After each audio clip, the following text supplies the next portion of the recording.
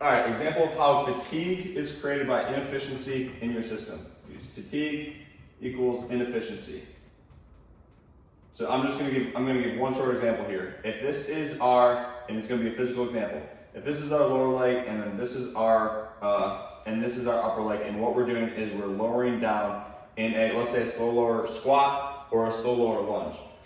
If we just look at what is happening, at what is acting, let's say on the knee joint here from above, we have quad on top, and then we have hamstring on the bottom, right?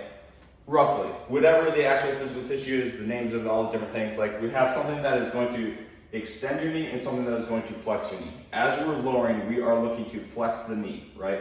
We're looking to pull ourselves down into flexion. So as we go through this, the musculature that is acting on the knee can work in coordination with each other, or they can work with resistance against each other. So fatigue here would be created with inefficiency when the quad here, or what extends the knee, is fighting against what is flexing the knee, right? So like, let's say that you start here, and then eventually you get to the point where the angle is there, and then we get to the point where it's there, right? We're pulling down and moving into the flexion of that. We should technically be able to do that forever, because if there's something that doesn't have any resistance, it has no reason to ever stop, right? So resistance, I think about as the same thing as inefficiency, because when there's resistance against something, that means that it can't go as fast or as smooth as it has the possibility to be. So if we can coordinate our musculature to actually cleanly pull down into position the whole time, where it doesn't mean that the quad is completely relaxed, or the muscles that extend the knee, it doesn't mean that those are completely relaxed. It means that they're in sequence, or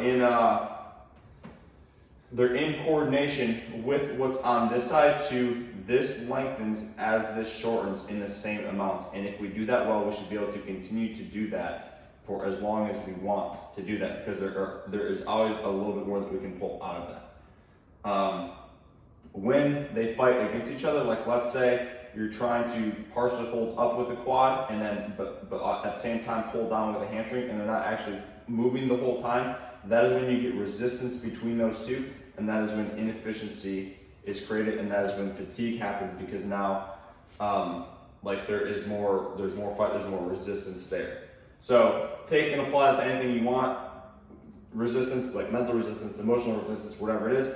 What we want to be able to do is get our system as efficient as possible, so that everything can work in sequence or in coordination the way it is meant to work.